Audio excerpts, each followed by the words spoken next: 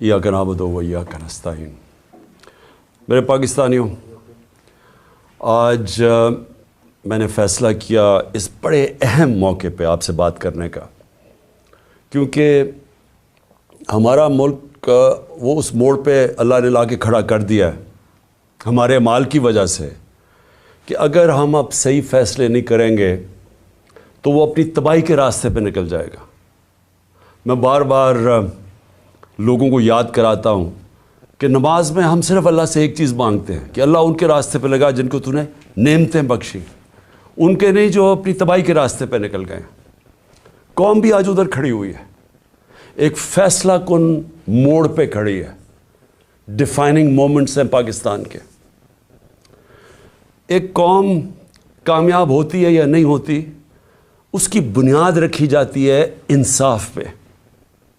Rule of law अंग्रेज़ी में उसे कहते हैं, कानून की हुक्मरानी कहते हैं। सब इंसान जिस माशरे में कानून के सामने एक बराबर होते हैं, वो कौमें ऊपर चली जाती हैं। मेरे नबी सल्लल्लाहु अलैहि वसल्लम ने तकरीबन 1500 साल पहले कहा कि जो कौम में ताकतवर जब जुर्म करता है उसको नहीं पकड़ती और सिर्फ कमज़ोर को पकड़ती हैं, वो तबाह हो जाती है। आज अगर आपने सारी दुनिया में खुशहाली देखनी है और गुर्बत देखनी है तो एक ही चीज़ है जो फ़र्क करती है, वसाइल नहीं। जो कौमें खुशहाल है वहाँ कानून की हुक्मरानी है, रूल ऑफ लॉ है, इंसाफ है। और जो तबाह है वो सारी वसाइल के बावजूद जंगल का कानून है, ताकत की हुक्मरानी है, माइट इज़ राइट है। जो ताकतवर फैसला करता है उस मुल्क की अदालतें उसके साथ खड़ी हो जाती हैं। अदालतों का काम होता है कमज़ोर और ताकतवर को एक बराबर रखना। हज़रत अबू बकर जब खलीफा बने, पहली तकरीर उनकी कि मैं ताकतवर और कमज़ोर को एक बराबर करूँगा। हज़रत उमर खलीफा बने, उन्होंने वाज़े तौर पे कहा कि मैं इंसाफ करूँगा, कोई ताकतवर कानून से ऊपर नहीं है। हज़रत अली खलीफा बने, पहली स्टेटमेंट, सबकी मिशन स्टेटमेंट थी, मैं इंसाफ करूँगा। तो मेरे पाकिस्तानियों, आज हम उधर खड़े हुए हैं कि एक तरफ एक ताकतवर टोला माफियाज जिनको आदत पड़ी हुई है कानून के ऊपर रहने की, जब अदालतें उनकी बात नहीं सुनती, डंडों से सुप्रीम कोर्ट के चीफ जस्टिस को अटैक करके भगाया इन्होंने। फिर पैसे चलाए बाकी जजेस के ऊपर, ब्रीफ केस चले, कोयटा बेंच को खरीदा गया, टेलीफोन कर करके फैसले लिए कि जज साहब इसको फलाने को इतनी कैद करना। आदत पड़ी हुई है इनको कि अपने जजेस अपनी जुडिशरी को कंट्रोल करें। कोई इंसाफ इस मुल्क में ना आने दें, क्योंकि जो ताकतवर मुजरिम होता है वो हमेशा अपने आप को कानून से ऊपर रखना चाहता है। मार्शल लॉ लगता था, कानून ख़त्म, इंसाफ ख़त्म। तो आज हम उधर खड़े हैं कि इस वक्त आइन की प्रोटेक्शन के लिए, उसकी हिफाजत के लिए सारी कौम अब अपनी अदलिया की तरफ देख रही है। और जो दूसरी तरफ है, सारा जो टोला जमा हुआ है स्टेटस को का, माफियाज जिन्होंने इस मुल्क को 30 साल से चोरी करके लूटा, पैसा बाहर भिजवाया, और उनका एक मकसद है किसी तरह वो पैसा बच जाए, कोई ऐसी चीज़ ना हो जाए कि उनका पैसा ख़तरे में आ जाए जो इतनी मेहनत से उन्होंने चोरी किया। पहले जनरल मुशर्रफ ने एनआरओ दिया इनको, सारे जो 2 पाकिस्तान का पैसा था, सारे माल का यहाँ से चोरी होकर पैसा गया था, सारे माल ख़रीदा। स्विट्ज़रलैंड में $60 मिलियन पड़े हुए थे, एक एनआरओ दे के उनको माफ़ कर दिया। उधर से हुदैबा पेपर मिल 90 की दिहाई में 1 अरब रुपए की करप्शन, मनी लॉन्ड्रिंग की हुई थी शरीफ ख़ानदान ने, उसके ऊपर उसको रोक दिया डील करके। कोई हुक्म, कोई जनरल मुशर्रफ या किसी जनरल को इख्तियार ही नहीं दिया हुआ। कोई आइन इख्तियार नहीं देता कि आप कौम का पैसा, करप्शन कौम का पैसा होता है। घर में चोरी होती है तो मेरा पैसा है, मैं माफ़ कर दूँ। لیکن قوم کی چوری کا پیسہ کوئی معاف نہیں کر سکتا. لیکن یہاں ہوا وہی صاحب اقتدار وہی مافیاز قانون کے اوپر آ گئے اور میرے سارے 3 سال لگے رہے کہ جی ہمیں این آر او دو. جب وہ بلیک میل کر رہے ہیں کہ جی این آر او دو, اور بدقسمتی سے ان کو این آر او ملا. جنرل باجوہ نے ان کو این آر او دیا اور اب ان کو مشکل پڑی ہوئی ہے کہ کسی نہ کسی طرح اس این آر او کو اب بچایا جائے. اور ان کو خطرہ صرف ایک آدمی سے ہے اور اس کی پارٹی سے, عمران خان اور تحریک انصاف سے. ساری کوششیں ہو رہی ہیں کہ کسی طرح عمران خان اقتدار پہ نہ آ جائے, اور اگر وہ آ گیا تو ان کا این آر او خطرے میں آ جائے گا. اپنی ذات کو بچانے کے لیے ملک کو تباہی کی طرف لے کے جا رہے ہیں, صرف اور صرف ذاتی مفادات کے لیے. یہ جو سارا ٹولہ کھڑا ہوا ہے اور ان کے پیچھے جو لوگ ہیں وہ صرف ذات کے لیے اس ملک کو آج ادھر لا کے انہوں نے کھڑا کر دیا. اور وہ میں بتاؤں گا کہ ہم کھڑے کدھر ہیں آج. مجھے افسوس سے کہنا پڑتا ہے کہ ہمیں پتہ تھا یہ ہونا ہے. یہ ساروں کو نظر آ رہا تھا کہ یہ آئیں گے, ان کا کوئی مقصد پاکستان کی بہتری نہیں ہے. نہیں تو 30 سال ان دونوں خاندانوں نے باریاں لی ہیں, پاکستان تو بنگلہ دیش کے بھی پیچھے چلا گیا. تو اب انہوں نے کیسے ٹھیک کرنا تھا؟ تو سب کو پتہ تھا یہ کیوں آ رہے ہیں, اور ان کو اوپر جب مسلط کیا گیا, اور اس کے اوپر میں بعد میں آتا ہوں. تو میں آج پہلے تو اپنی عدلیہ کو اپنی قوم کی طرف سے خراج تحسین پیش کرتا ہوں کہ ہماری ساری امیدیں اب پاکستان کی عدلیہ سے ہیں. بدقسمتی سے ماضی میں ہماری جو عدلیہ کا رول رہا ہے, مجھے افسوس سے کہنا پڑتا ہے کہ وہ طاقتور کے ساتھ کھڑی ہو جاتی تھی. انہوں نے کمزور کا ساتھ نہیں دیا. انہوں نے ہمیشہ وہ جو نظریہ ضرورت, ڈاکٹرن آف نیسیسٹی, اس کے تحت انہوں نے بدقسمتی سے ہماری جمہوریت کو بھی نقصان پہنچایا. کہ جدھر رول آف لاء نہیں ہے, جدھر قانون کی حکمرانی نہیں ہے, وہاں جمہوریت نہیں ہے. کوئی یہ نہ سمجھے کہ جدھر جنگل کا قانون ہے وہاں جمہوریت آئے گی. ہو ہی نہیں سکتا. الیکشن تو ساری دنیا میں ہوتے ہیں. کون سے ڈکٹیٹر نے الیکشن کروائے, کون سی ڈیولپنگ دنیا میں الیکشنز نہیں ہوئے, لیکن جمہوریت نہیں ہے وہاں. کیونکہ جمہوریت تو آتی تب ہے جب رول آف لاء ہو, اور رول آف لاء آنے ہی نہیں دیا یہاں. مارشل لاء لگتا تھا, ویسے ہی ڈاکٹرن آف نیسیسٹی, نظریہ ضرورت آ جاتی تھی. اور نہیں تو جب یہ دو جماعتیں آئی ہیں, انہوں نے اپنے آپ کو قانون کے اوپر رکھنا تھا, تو انہوں نے بھی عدلیہ کے نظام کو چینج کیا. جو ڈنڈے مار کے چیف جسٹس سجاد علی شاہ کو اس کے اٹیک کیا سپریم کورٹ کو, وہ ایک جمہوری حکومت نے کیا تھا, مارشل لاء نے نہیں کیا. ان کو اتنا خوف تھا آزاد عدلیہ سے, کیونکہ یہ جب چوری کرتے ہیں تو یہ دیکھ ہی نہیں سکتے کہ اس ملک کی عدلیہ آزاد ہو جائے, کیونکہ چوری پکڑی جائے گی. اور وہی سجاد علی شاہ کر رہے تھے, جسٹس سجاد علی شاہ, اور انہوں نے اس کو اٹیک کر کے ہٹایا گیا. ججز خریدے, بغاوت کروائی سپریم کورٹ میں, صرف اپنی چوری بچانے کے لیے. اور آج بھی ہم وہاں کھڑے ہیں کہ یہ پورا ہماری عدلیہ کے اوپر زور لگا رہے ہیں. ہر قسم کا اب یہ بلیک میل کریں گے, ہر قسم کی ان کی ایک ہی کوشش ہوگی کہ پاکستان کی عدلیہ پھر ان طاقتور کا, ان چوروں کا ساتھ دے. اور اس کے لیے بلیک میل کر رہے ہیں. اور ہر قسم کی, میں اپنی قوم کو کہنا چاہتا ہوں, تیاری کریں آپ. انہوں نے ہر قسم کا پریشر ڈالنا ہے عدلیہ پہ, جو انہوں نے ماضی میں کیا ہے.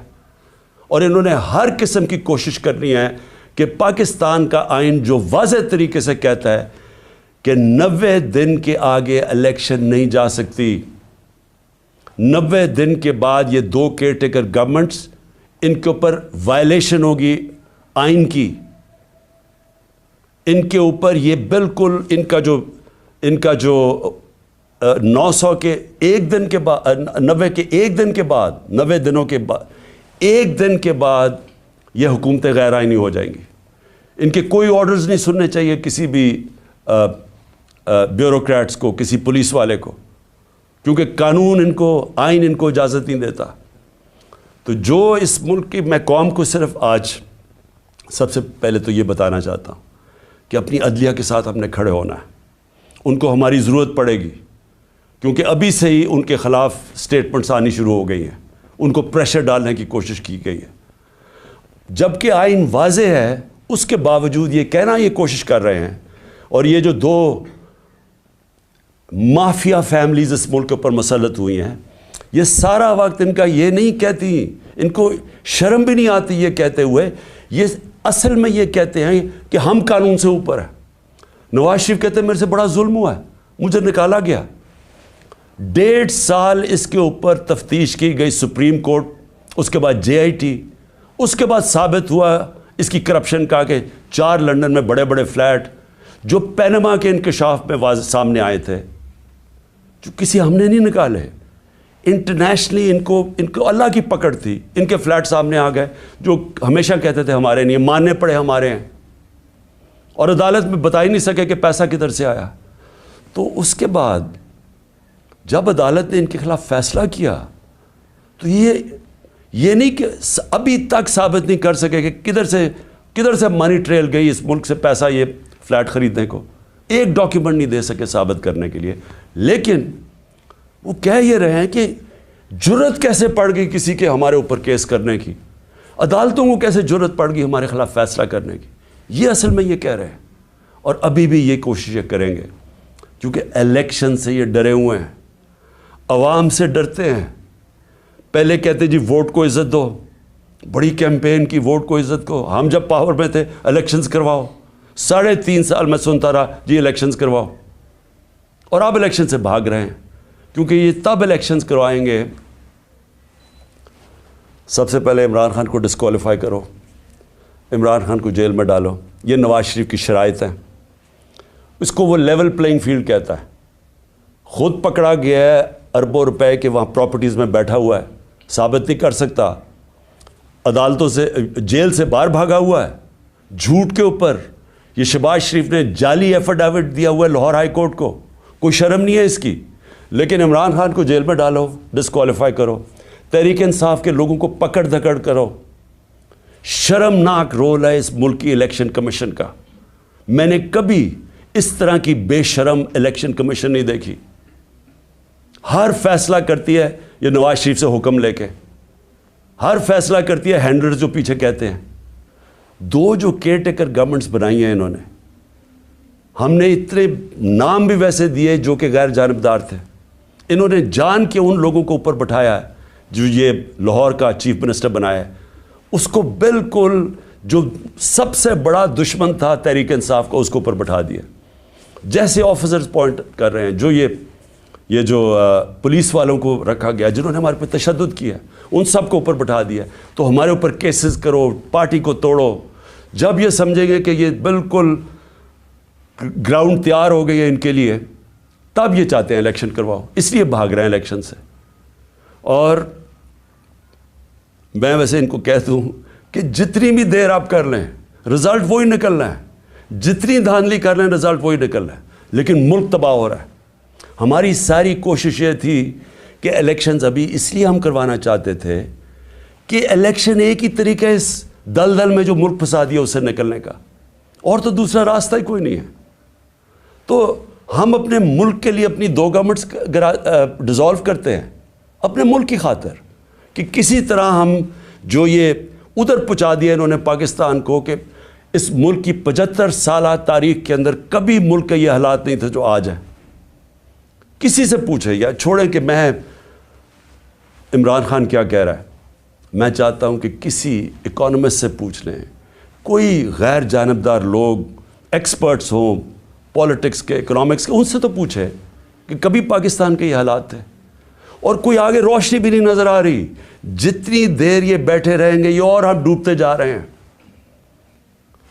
میرے پاس اعداد و شمار ہیں, میں یہ پھر سے اپنی قوم کو بتانا چاہتا ہوں کہ یہ جو حالات آج ہیں, کیسے اس ملک کا تنخواہ دار طبقہ اب گزارا کرے گا. اور ابھی شروعات ہیں, ابھی جو IMF کے ساتھ انہوں نے طے کیے کنڈیشنز, اس کے بعد جو اب لہر آنے لگی ہے مہنگائی کی, کیسے, میں تو ابھی بتاؤں گا جو آج حالات ہیں, ابھی مزید جو آگے ہوں گے وہ کیسے وہ برداشت کریں گے وہ لوگ. تو میں سب سے پہلے دوسری بات جو آج میں کرنا چاہتا تھا، ہمارے پرانے آرمی چیف، انہوں نے ایک صحافی کو ایک انٹرویو دیا اور اس نے پھر کالم بھی لکھی. اس میں اس نے 2-3 چیزیں ایسے کہیں، تو میں صرف ان کے اوپر بات کرنا چاہتا ہوں کہ اگر ہمارے ملک نے اب اس دلدل سے نکلنا ہے تو پاکستان کو ایسے ہمیں چلانا پڑے گا جو اب تک ہم نہیں چلا پا رہے. اور اس کے لیے سب سے پہلی چیز ہوگی رول آف لا. جب تک ہم سب کو قانون کے نیچے نہیں رکھتے، جب تک آئین کے دائرے میں رہ کے ادارے اور لوگ کام نہیں کرتے، اس سے اب ہم نہیں نکل سکتے. میں پھر سے کہہ رہا ہوں، ایک ہے نعمتوں کا راستہ، وہ بالکل مختلف ہے. ایک ہے تباہی کا راستہ، اس طرف ہم نکلے ہوئے ہیں. تو یہ جو آرمی چیف نے، ایکس آرمی چیف نے باتیں کی، سب سے پہلے تو مجھے حیرت ہوئی کہ اس نے کہا جی عمران خان ملک کو تباہی کی طرف لے کے جا رہا تھا. میں نے عمران خان سے ملک کو بچانا تھا تو تسلیم کر لیا کہ اس نے فیصلہ کیا تھا گورنمنٹ گرانے کا، جو میں اور ساری قوم کو ویسے ہی پتہ ہے. لوگوں کو تو اب سوشل میڈیا کا زمانہ ہے. وہ آخری رات جس دن وہ میں نے کہا تھا کہ کوئی رہ تو نہیں گیا، تو اس دن رات کو تو سب قوم کو پتہ چل گیا تھا کہ کون تھا پیچھے اس کے. وہ ارشد شریف شہید نے بڑی زبردست بات کی، وہ کون تھا، تو وہ تو سب کو پتہ تھا وہ کون تھا. لیکن یہ نہیں میں سوچ رہا تھا کہ وہ تسلیم ہی کر جائے گا کہ وہ میں تھا. اور اس نے کہا کہ بڑے برے حالات تھے پاکستان کے اور تباہی کی طرف جا رہا تھا. تو پہلے تو اس نے اکانومی کی طرف کہا، پھر اس نے فورن پالیسی کی طرف کہا کہ امریکہ بڑا ناراض تھا، امریکہ خوش نہیں تھا عمران خان سے. اور فورن پالیسی کا بھی وہ ایکسپرٹ تھا. پھر اس نے سیاست کی بھی کوئی باتیں کی، بڑا لمبی بات چیت کی. پھر وہ شوکت ترین کے اوپر کہہ دیا کہ اس نے اکانومی تباہ کر دی. تو اکانومی کا بھی ایکسپرٹ، پولیٹکس کا بھی ایکسپرٹ، فورن پالیسی کا بھی ایکسپرٹ وہ. دیکھیں یہ آگے جو میں اب ملک کو آگے کا سوچ رہا ہوں نا کہ ملک آگے کیسے بڑھے گا. دیکھیں یہ ایک آدمی کے پاس جب اتنی زیادہ پاور آ جاتی ہے، جو پاور اس جنرل باجوہ کے پاس تھی کہ سپر کنگ تھا، سب کے اوپر بیٹھا ہوا تھا، سارے فیصلے اس کے. گورنمنٹ تب تک ٹھیک، یعنی گورنمنٹ کے کام تب تک ہوتے تھے جب تک جنرل باجوہ فیصلہ کرے کہ ہاں یہ ٹھیک ہے. لیکن اگر میں عمران خان کہہ رہے کہ اس ملک میں احتساب ہونا چاہیے، جو 30 سال سے ملک کو چوری کر رہے تھے، جن کے پرانے کیسز بنے ہوئے ہیں، سوائے شہباز شریف کے 2 TT کیس اور وہ جو اس کا FIA میں مقصود چپڑاسی والا کیس تھا 16 ارب کا، اور TT کا 8 ارب، جو اوپن اینڈ شٹ کیسز تھے، ان کے علاوہ تو سارے پرانے کیسز تھے. لیکن جب باجوہ صاحب نے فیصلہ کر لیا کہ احتساب نہیں ہوگا، تو احتساب نہیں ہو سکتا، کیونکہ اس نے اس میں تسلیم بھی کر دیا کہ نیب کو بھی وہ کنٹرول کرتے تھے. سو نیب بھی ان کے ہاتھ میں تھی، تو اکاؤنٹیبلٹی اگر وہ نہیں فیصلہ کرتے تو نہیں ہو سکتی، کیونکہ سپر کنگ ہے وہاں بیٹھے ہوئے. اس سے کیا چیز سامنے آئی کہ ایک آدمی کو جب اتنی زیادہ پاور مل جائے، لیکن اس کو کوئی پوچھنے والا نہیں ہے، کوئی چیک نہیں کر سکتا. تنقید تو عمران خان کی ہوتی تھی ہر دوسرے دن، ہر روز ٹی وی پہ گالیاں سن رہا ہوں، تنقید ہو رہی ہے. پنچنگ بیگ تو میں تھا، پاور وہ لے کے بیٹھے تھے. فیصلہ جو کرنا ہے وہ، اگر وہ فیصلہ میں کوئی پالیسی وہ مانتے تھے تو وہ ہو جاتی تھی. اور خوش قسمتی سے کرونا کے اوپر ہم ایک پیج پہ آ گئے، کیونکہ ہم نے بڑا فیصلہ کیا کہ سمارٹ لاک ڈاؤن ہونا. ہم اپنے لوگوں کو تباہی میں نہیں ڈالنے لگے، کیونکہ غریب نے کچھ لے جانا تھا. اگر ہم لاک ڈاؤن کر دیتے غریب نے مر جانا تھا. تو ہم نے بڑا فیصلہ کیا تھا، تو اس میں انہوں نے سپورٹ کی، تو وہ تو ٹھیک چلتا گیا، بلکہ بڑا اچھا کام ہوا. اور بھی کام تھے. میں بار بار کہتا ہوں کہ بڑا ایشو بن سکتا ہے پولیو کا پاکستان میں. اس کے اندر بارڈر ایریاز میں بہت مدد کی انہوں نے. پھر ٹڈی کا آ گیا تھا، وہ جو لوکسٹ کا تھا، مدد کی اس میں. لیکن جدھر فیصلہ کیا کہ احتساب نہیں ہونا، اور ان کے فیورٹ شہباز شریف تھا، آپ شہباز شریف کو کچھ نہیں کر سکتے تھے. اس کا جج کبھی آ جاتا تھا، ہم بھی حیران کہ کبھی آج جج بینچ ٹوٹ گیا تو پتہ ہی کچھ ہو گیا ہے، پھر شہباز کی کمر ٹھیک نہیں ہے اوپن اینڈ شٹ کیس ہم نہیں پکڑ سکے، اور اس کو فیصلہ کیا ہوا تھا کہ پرائم منسٹر بنانا ہے، اور فیصلہ کافی پہلے کا ہو گیا تھا۔ کہنے کا میرا مقصد یہ ہے کہ آج جدھر پاکستان کھڑا ہے، ذمہ دار تو وہ آدمی ہے جس نے یہ فیصلہ کیا کہ اب گورنمنٹ گرانی ہے، کہ عمران بڑا خطرناک ہے، لیکن قوم آج سارا اس فیصلے کی، قوم جو تباہی ہوئی ہے ملک کے اندر، اب قوم اس کا بوجھ برداشت کر سکتی ہے، تو کوئی پوچھنے والا نہیں ہے، کوئی انکوائری نہیں ہوگی کہ اس نے کس طرح فیصلہ کیا۔ ہر دنیا کے اندر جب بھی کوئی ذمہ داری لیتا ہے، اسی کے پاس اتھارٹی ہوتی ہے اور اسی سے پوچھا جاتا ہے، وہ آنسربل ہوتا ہے۔ لیکن یہ آدمی آنسربل ہی نہیں کسی کا، جو مرضی فیصلہ ٹھیک ہو گیا تو کریڈٹ لے لیا، میں نے یہ کر دیا، جب غلط ہوا تو ذمہ دار عمران خان تھا۔ اور آج کون ذمہ دار ہے؟ میرا سوال یہ ہے کہ چلتی ہوئی اکانومی کو جو آج اس نے یہاں پہنچایا ہے، اس کا کون ذمہ دار ہے؟ یہ کہتے ہیں نا جی کہ بڑے برے حالات تھے۔ میں آپ کو IMF فروری 2022 میں، آج سے 1 سال پہلے، پاکستان کی اکانومی کے اوپر وہ کامنٹ کرتے ہیں، سمری بناتے ہیں، ایگزیکٹو سمری۔ وہ کیا کہتا ہے؟ 4 چیزیں کہتا ہے پاکستان کی۔ 1 سال پہلے، ہماری حکومت گرانے سے 1.5 مہینہ پہلے، وہ کہتا ہے کہ پاکستان کی اکانومی واز گروئنگ فاسٹ، تیزی سے ہماری دولت میں اضافہ ہو رہا تھا، سسٹینیبل، کہ یہ سسٹین کر سکتی تھی، یعنی یہ ایک ون آف نہیں ہے، یہ کوئی تکا نہیں لگا، یہ سسٹین کرنی تھی، یعنی اسی طرح چلتے رہنا تھا۔ اور اس میں وہ کیا کہتا ہے، یہ بھی ذرا سنیں۔ وہ کہتا ہے کہ 7 سالوں کے اندر پاکستان کی جو مڈل کلاس میں اضافہ ہوگا، یعنی جو مڈل کلاس، جو جن کے حالات بہتر ہوں گے، وہ 6 کروڑ لوگ اوپر جائیں گے، مڈل کلاس بنیں گے پاکستان کی۔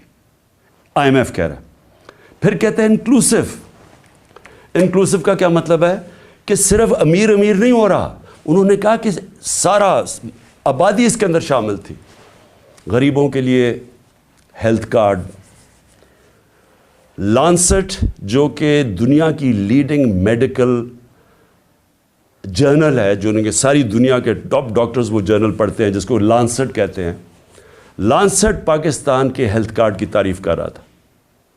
اور وہ تعریف اس لیے کر رہا تھا کہ پہلے تو یہ نچلے طبقے کو پہلی دفعہ ایک انشورنس ملی کہ غریب گھرانہ کسی بھی ہسپتال میں جا کے اپنا 10 لاکھ تک علاج کروا سکتا تھا۔ یہ انہوں نے لانسٹ لکھتا ہے کہ ہمارے سے بہت امیر ترین ملکوں کے پاس بھی یونیورسل ہیلتھ کوریج نہیں تھی جو پاکستان میں تھی۔ اور اس کا جو دوسرا کیا پہلو تھا کہ ہمارے جو پرائیویٹ سیکٹر ہے، جو دیہاتوں میں نہیں جاتا، جو ہمارے گورنمنٹ ہاسپٹلز ہیں، وہاں دیہاتوں میں ڈسٹرکٹ ہاسپٹلز خالی پڑے ہوتے ہیں، ڈاکٹرز نہیں جاتے، نرسز نہیں جاتے، وہاں سارے بیچارے ادھر سے اٹھ کے لوگ آ جاتے ہیں ڈویژنل ہیڈ کوارٹرز یا بڑے شہروں میں۔ تو پہلی دفعہ پرائیویٹ سیکٹر دیہاتوں میں جا رہا تھا، انہوں نے چھوٹے چھوٹے ہاسپٹلز بنانے شروع کر دیے ہیلتھ کارڈ کی وجہ سے۔ تو ایک ہیلتھ کوریج کا نیٹ ورک بن رہا تھا پاکستان میں، جو کہ انہوں نے آ کے ختم کیا۔ اور کیوں کیا؟ کیونکہ وہ مریم کی وہ آڈیو لیکس، اس میں وہ کہتی ہے کہ عمران خان کو فائدہ نہ ہو جائے، اپنے تو کھانسی بھی ہو اور وہ زکام بھی ہو تو باہر چلے جاتے ہیں سارا ٹبر علاج کروانے کے لیے، تھوڑی سی چیز ہو پتہ چلتا ہے جی اب پھر لندن پہنچ گئے علاج کروانے کے لیے۔ اور کوئی ایسا دو دنیا میں صرف ملک ہیں جو کہ مریم بی بی کا صرف علاج ہو سکتا تھا، وہاں اور کوئی دنیا میں ہو ہی نہیں سکتا تھا۔ لیکن عام آدمی کا کبھی سوچا کہ غریب گھرانے کے اندر جب ایک بیماری آ جاتی ہے تو پتہ ہے کہ ان کے اوپر کیا گزرتی ہے؟ سارا خاندان غربت کی لکیر کے نیچے چلا جاتا ہے۔ یہ ساری ریسرچ شو کرتی ہے کہ ایک بڑی بیماری وہ لوگ جو غربت کی لکیر سے اوپر ہوتے ہیں، ایک بیماری ان کو نیچے لے جاتی ہے غربت کی لکیر سے۔ تو انہوں نے آ کے وہ ہیلتھ کارڈ ختم کیا جو کہ ہمارا، جب وہ کہتے ہیں نا سسٹین، جب انکلوسیو کا مطلب ہوتا ہے کہ وہ ساری قوم کو لے کے، جب ملک میں دولت میں اضافہ ہو رہا ہے تو لوگوں کو بھی ساتھ ہم لے کے چل رہے تھے۔ پھر احساس پروگرام، دنیا نے ایکنالج کیا پاکستان کا احساس پروگرام جو نچلے طبقے کے لیے تھا۔ اور یہ سٹینفرڈ یونیورسٹی امریکن یونیورسٹی کی ریسرچ ہے کہ پاکستان ایک فلاحی ریاست کی طرف جا رہا تھا احساس پروگرام کی وجہ سے. ورلڈ بینک سب نے تعریفیں کی پاکستان کے احساس پروگرام جو کہ انکلوسیو تھی. تو یہ آئی ایم ایف کہہ رہا ہے کہ پہلے تیزی سے بڑھ رہی ہے, پھر سسٹینیبل ہے, یعنی یہ چلتی جائے گی, اور انہوں نے کہا کہ 6 کروڑ لوگ اس میں آ جائیں گے مڈل کلاس میں اوپر. پھر وہ کہتا ہے انکلوسیو ہے کہ وہ صرف ہم نے امیروں کا نہیں سوچا, نیچے سے بھی اٹھا رہے ہیں, جس میں کامیاب پاکستان بھی تھا, کامیاب جوان تھا نوکریاں دینے کے, اور جاب رچ کہ ہم روزگار پیدا کر رہے ہیں, یعنی ہم نوکریاں دے رہے تھے, امپلائمنٹ بڑھ رہی تھی پاکستان میں. فیصل آباد جیسی جگہ میں جدھر ہم جب 2018 میں آئے تھے تو لوگ اپنی فیکٹریاں بیچ کے ان کو ہاؤسنگ اسٹیٹ بنا رہے تھے, وہاں فیکٹریاں بند ہو رہی تھی. ہمارے دور میں 2022 کے اندر ٹیکسٹائل سیکٹر کہہ رہا تھا کہ ہمارے پاس مزدور کم پڑ گئے, ہمیں باہر سے مزدور لانے پڑتے. اور آج جا کے ذرا فیصل آباد میں پوچھیں کہ حالات کیا ہیں بے روزگاری کے. تو میں اب اس کے بعد صرف 2-3 اور چیزیں کہنا چاہتا ہوں, اور میں یہ اس لیے کہنا چاہتا ہوں کہ یہ ملک کو بچا رہے تھے. جنرل باجوہ عمران خان کو ملک سے بچا رہے تھے, تباہی سے بچا رہے تھے. تو یہ ذرا تباہی کا ذرا میں صرف قوم کے سامنے رکھنا چاہتا ہوں کہ 10 مہینے کے اندر کیا ہوا ہے پاکستان میں. جو اس ملک کے اندر مہنگائی ہوئی ہے, انفلیشن ہوئی ہے, اگر آپ کے ایک نچلے طبقے کے خاندان کے پاس اگر 30,000 روپے ان کی آمدنی تھی, اگر 30,000 آمدنی تھی پچھلے سال کی اپریل میں, آج اس کی خریدنے کی کیپیسٹی کہ وہ کتنی چیزیں خرید سکتا ہے وہ رہ گئی ہے 20,000. اور لوگوں کی آمدنی سے 10,000 30,000 میں 10,000 روپیہ غائب ہو گیا مہنگائی کی وجہ سے. اور وہ کیوں ہے میں ذرا پھر سے لوگوں کو بتانا چاہتا ہوں کہ وہ ملک کو جو بچایا جا رہا تھا عمران خان سے, وہ ذرا دیکھیں کہ بچا کے کیا ملک کے ساتھ. اور ابھی آئی ایم ایف کی جو اگریمنٹ ہوئی ہے, یہ مہنگائی ابھی آنی ہے مزید, جو روپیہ گرا ہے اس کی اور مہنگائی آنی ہے. لیکن ابھی تک جو مہنگائی ہے میں صرف اپریل سے اب تک آپ کو بتا دوں. آٹا, بنیادی چیز جو ایک انسان استعمال کرتا ہے, عام آدمی, 1170 روپیہ تھا 20 kg آٹا ہمارے دور پہ, آج وہ چلا گیا 2400 پہ, دگنا ہو گیا. گھی 470 روپے, 470 روپے کا جو گھی پر kg تھا ہمارے دور پہ, آج 550 پہ چلا گیا kg. لیکن جو سننے والی چیز ہے وہ ہے ہم امپورٹ کرتے ہیں پام آئل. پام آئل کی قیمت انٹرنیشنل منڈی کے اندر آدھی ہو گئی ہے. اس کا کوئی فائدہ پاکستانیوں کو نہیں ہوا, کیونکہ یہاں مزید تقریباً 100 روپے اور مہنگا ہو گیا kg پہ. چکن, مرغی جو ہم استعمال کرتے ہیں, 268 روپے kg تھا ہمارے زمانے میں, آج 415 پہ پہنچ گیا. جو چاول 104 kg ہمارے زمانے میں تھا, 172 kg پہ پہنچ گیا. پیاز, جو عام آدمی پیاز اور روٹی کھانے والے لوگ ہیں, 62 روپے کلو تھا پیاز, آج پہنچ گیا 225 روپے کلو. دودھ, جو بچوں کے لیے بہت ضروری ہوتا ہے, بچوں کی ہڈیوں کے لیے, 117 روپے لیٹر تھا, آج 153 روپے لیٹر پہنچ گیا. جو عام آدمی استعمال کرتا ہے, کیونکہ گیس صرف جو پہنچائی جاتی ہے گھروں میں, وہ صرف 27% گھروں میں گیس پہنچائی جاتی ہے پائپ کے ذریعے, باقی لوگ سلنڈر استعمال کرتے ہیں. تو جو ہمارے زمانے میں 2470 روپے سلنڈر تھا, 2470 روپے کا سلنڈر, وہ آج 3400 روپے پہ پہنچ گیا, 3400 روپے پہ. بجلی 16 روپے یونٹ ہمارے دور میں تھا, آج 36 روپے یونٹ پہ پہنچ گئی ہے. پٹرول 150 روپے کا تھا, آج 250 روپے پہ پہنچ گیا ہے. ڈیزل 145 روپے کا تھا, 263 روپے پہ پہنچ گیا. ڈالر, اور جس کی وجہ سے بہت جو مہنگائی آ رہی ہے, 178 روپے ڈالر تھا ہمارے دور میں, آج 270 پہ پہنچ گیا. اور اس کا بھی ایفیکٹ آنے والا ہے. میں اس لیے بھی آج یہ اپنی قوم سے کہنا چاہتا ہوں کہ دیکھیں آگے جس طرح ملک چلے گا، بند کمروں میں ایک آدمی فیصلہ کرے گا تو یہ نتیجہ ہوگا. اس کے پاس اتنی پاور ہے کہ وہ عقل کل بن گیا، ہر چیز کا وہ ہر فن مولا بن گیا. فارن پالیسی تو وہ جانتا ہے، اکانومی وہ سمجھتا ہے، شوکت ترین کے اوپر وہ کامنٹ کر سکتا ہے کہ جی وہ شوکت ترین نے یہ کیا تو وہ کیا. آپ کو پتہ کیا اکنامکس کا؟ اور آپ بتائیں نا کہ اب جو اکانومی پہنچی ہے آپ اس کے کون ذمہ دار ہیں؟ اور پھر پولیٹیکل سچویشن کے اوپر وہ بات کر رہا ہے کہ جی فلانے کو چیف منسٹر ہٹا دو تو اس کو لگا دو، جس کو لگا رہا ہے وہ لینڈ مافیا کا حصہ ہے انہیں اس کو لگا دو. ویسے سب کر رہا ہے لیکن ذمہ داری کوئی نہیں ہے. ذمہ داری عمران خان کی ہے جو کہ پنچنگ بیگ بنا ہوا تھا. تو پہلے تو پاکستان نے جو آگے بڑھنا ہے یہ اس کے اوپر ہمیں سوچنا پڑے گا کہ ایسے ملک پاکستان یا کوئی اور ملک ایسے آگے نہیں چل سکتا، اور ساروں کو آئین کے بیچ میں رہ کے چلنا پڑے گا. اگر ہم نے اس ملک کو بچانا ہے ان حالات سے، تو یہ صرف کوئی اکانومی کا ماہر نہیں بچا سکتا. اوور آل جو پولیٹیکل اکانومی کہتے ہیں، اس ملک کی گورننس سسٹم کیسے ٹھیک کرنی ہے. سب سے بڑے جو ہمارے پاکستان کو جو اس دلدل سے نکال سکتے ہیں وہ اوورسیز پاکستانی. ابھی ہمیں بڑا فخر تھا، ترکی میں ہم پڑھ رہے تھے کہ ایک پاکستانی نے $30 ملین دیے، جو بڑے مشکل امتحان سے ہمارے ترک بھائی گزر رہے ہیں جدھر سے زلزلے کی وجہ سے. ایک پاکستانی نے $30 ملین دیے. تو سوچ لیں کہ پاکستانی جو باہر بیٹھے ہوئے ہیں ان کے پاس کس طرح کے وسائل ہیں.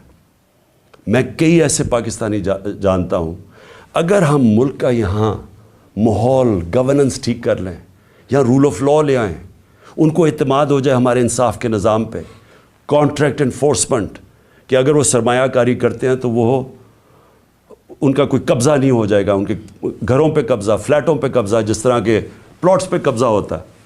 وہ اعتماد کی ضرورت ہے. اور جس وقت ہم نے اپنا نظام ٹھیک کر لیا وہ اپنی انویسٹمنٹ لے کے آئیں گے. اس وقت صرف ریمیٹنسز ہم لے کے آئے تھے، سرمایہ کاری وہ نہیں کرتے پاکستان میں، وہ دبئی چلے جاتے ہیں کیونکہ ان کو وہاں اعتماد ہے ان کے سسٹم پہ. لیکن پاکستان سے وہ وہاں نہیں کرتے کیونکہ اعتماد نہیں ہے. اور اعتماد اس لیے نہیں ہے کہ ایک آدمی فیصلہ کر کے گورنمنٹ گرا دیتا ہے، ایک دم پالیسیز چینج ہو جاتی ہیں.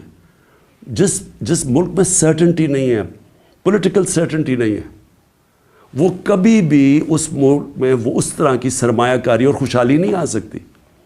تو ہم نے پاکستان کو جو نکالنا ہے اس میں ہم نے اپنی اکانومی ٹھیک کرنے کے لیے سب سے پہلے اپنا گورننس سسٹم ٹھیک کرنا ہے.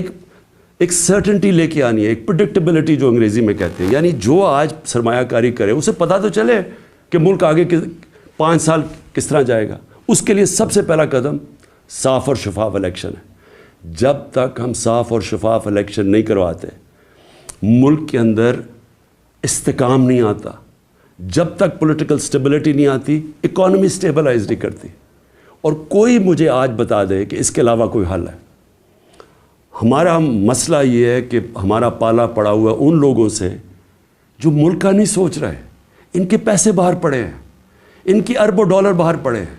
ان کو کوئی فکر نہیں ہے کہ اگر پاکستان نیچے جاتا ہے تو ان کو کوئی نقصان نہیں ہوتا کیونکہ ان کے ڈالر تو اوپر جا رہے ہیں روپے کے مقابلے میں، ان کو کوئی فرق نہیں پڑتا. لیکن جن پاکستانیوں کا جینا مرنا پاکستان میں ہے ان کو بڑا فکر کرنی چاہیے آج کہ اس وقت ہم جدھر کھڑے ہیں یہ ہمارے ان پالیسیز اور ان لوگوں نے مافیاز اپنی چوری بچاتے بچاتے ہمیں گھٹنوں پہ یہ لے آئے. ہمارے پاس اب بارگننگ پاور ہی نہیں رہ گئی، ہمارے پاس وہ طاقت ہی نہیں رہ گئی کہ ہم کہیں کہ جی IMF کو کہیں یہ چیز ہم مانتے یہ نہیں مانتے. کیونکہ ہم تو بالکل ادھر پہنچ گئے ہیں کہ انہوں نے پہلے کہا جی ہم IMF کو یہ کر دیں گے، ہم ڈالر 200 سے نیچے لے آئیں گے روپیہ. اور آج کدھر پہنچ گئے ہیں کیونکہ ان کے پاس کوئی روڈ میپ نہیں ہے. روڈ میپ ہے وہ شروع ہوگا صاف اور شفاف الیکشن سے، جس سے یہ لوگ بھاگ رہے ہیں اور ان کے پیچھے جو لوگ بیٹھے ہیں وہ بھی اپنے مفادات کے لیے اس سے بچ رہے ہیں. قوم کو میں آج کہنا چاہتا ہوں کہ دیکھیں یہ اصل میں حقیقی آزادی کی ہماری جدوجہد ہے. ہم اپنے ملک کو قانون انصاف دے کے فنڈامنٹل لوگوں کو رائٹس دے کے رول آف لا کر کے آزاد کرنا چاہتے ہیں. وہ آزادی تو آتی ہے انصاف سے, اور وہ تب ہوگی جب ہم سب جد و جہد کے لیے تیار ہوں. میں نے جو جیل بھرو تحریک ہے اس کی میں پوری تیاری کر رہا ہوں, اور مجھے خوشی ہے کہ بڑے لوگ رجسٹر کر رہے ہیں اس میں میری انتظار کریں, میں چند روزوں میں یہ اعلان کروں گا, کیونکہ ہم یہ سسٹم دو طرح ہیں, توڑ پھوڑ کر دیں, سڑکوں پہ نکل جائیں, انتشار پھیلا دیں, ہم کر سکتے ہیں. سب سے زیادہ اسٹریٹ پاور ہمارے پاس ہے, لیکن ملک یہ برداشت نہیں کر سکتا. اس لیے یہ پرامن طریقے کا احتجاج ہے جیل بھرو تحریک. ہمیں جو سارا وقت ڈراتے رہتے ہیں, جی آج اس کو پکڑ لیا, شوکت ترین کے وارنٹ نکل گئے, کبھی وہ عثمان ڈار کے پیچھے پڑ گئے, جو بولنے والا اس کے پیچھے پڑ گئے, صحافیوں کو ڈرا رہے ہیں, دھمکا رہے ہیں, لوگ یہاں سے باہر بھاگے ہوئے ہیں. معین پیرزادہ وہ باہر بھاگا ہوا ہے, وہ دوسرا ارشد شریف سے جو ہوا, جو ابھی بھی جو سٹریس ڈالتے ہیں کہ تھوڑی سی ادھر سے لائن کراس کر گئی آپ یہ تنقید نہیں کر سکتے. یہ اگر تنقید ہوتی تو جنرل باجوہ یہ ظلم نہ کر سکتا پاکستان پہ, اس کے اوپر تنقید ہی نہیں الاؤڈ تھی. پنچنگ بیگ تو ہم بیٹھے ہوئے تھے, وہ جو مرضی کرتا, کوئی پوچھنے والا ہی نہیں تھا. اس لیے اس ملک کے لیے, حقیقی آزادی کے لیے ہم سب کو جد و جہد کے لیے اب تیار رہنا پڑے گا. میں آج سارے اپنے پاکستانیوں کو آخر میں کہہ رہا ہوں, جو نوجوان یہ سوچ رہے ہیں ملک چھوڑ کے جانے کا, آپ سب کو کہہ رہا ہوں, دیکھیں بھاگنے کی کوئی جگہ نہیں ہے. جو قومیں جب تک اپنی آزادی کے لیے نہیں لڑتی, جد و جہد نہیں کرتی, کوئی ان کو آزادی نہیں دیتا. زنجیریں گرتی نہیں ہیں, توڑنی پڑتی ہیں. ہم سب کو تیاری کرنی چاہیے, اور میں پھر سے اپنے ساری پارٹی کو, پاکستانیوں کو کہنا چاہتا ہوں, تیاری کریں جیل بھرو تحریک کی. انشاءاللہ میں چند دنوں میں اس کی اناؤنسمنٹ کروں گا. پاکستان زندہ باد.